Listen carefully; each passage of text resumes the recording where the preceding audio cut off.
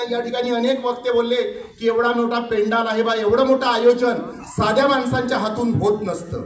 ही कार्याची शक्ती आहे आणि जोपर्यंत एका चांगल्या विचाराची शक्ती आपल्या पाठीशी राहत नाही तोपर्यंत हे काम शक्य नाही। हे मंडळ आदर्श आहे, नावही आदर्शच आहे। या ठिकाणी आमचे आक्केवार दादा बसलेले आहेत। महाराजांनी म्हटलेलं आहे, कारण म्हणजे मार्गदर्शन जे आहे ते मोठ्यांचं मार्गदर्शन आणि तरुणांना दिशा देण्याचं काम मी दरवर्षी बघतो। दादांना स्टेजवर तरी जरी नाही बघितलं तरी मात्र इथे जो टेबल लागलेला असतो म्हणजे तरुणांसोबत आपण कसं काम केलं पाहिजे त्यांच्याकडून शिकण्यासारखं आहे।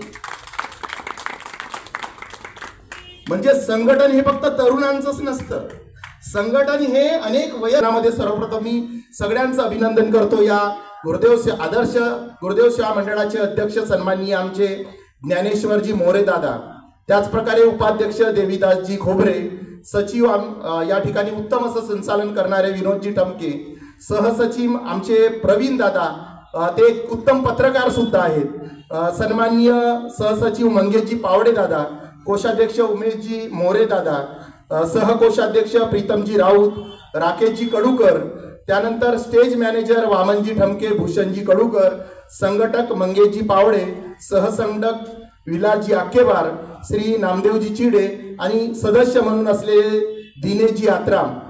बंधूंनो, या सगळ्यांचं सहकार्य आहे, एकटा माणूस करू शकत नाही। कारण या ठिकाणी तुम्ही लिहिलेलं आहे, विश्व स्नेह का ध्यान धरो, सबका सब सन्मान करो। जेव्हा माणूस एकामेकांचा सन्मान करतो ना तेव्हाच एकामेकांबद्दलचं कार्य करण्याची तळमळ निर्माण होते आणि त्या तळमळीतून, त्या प्रेमातून हे काम उभारल्या जातं। जेव्हा तानातानी होत असते ना, जेव्हा तानातानी होत असते तेव्हा हे काम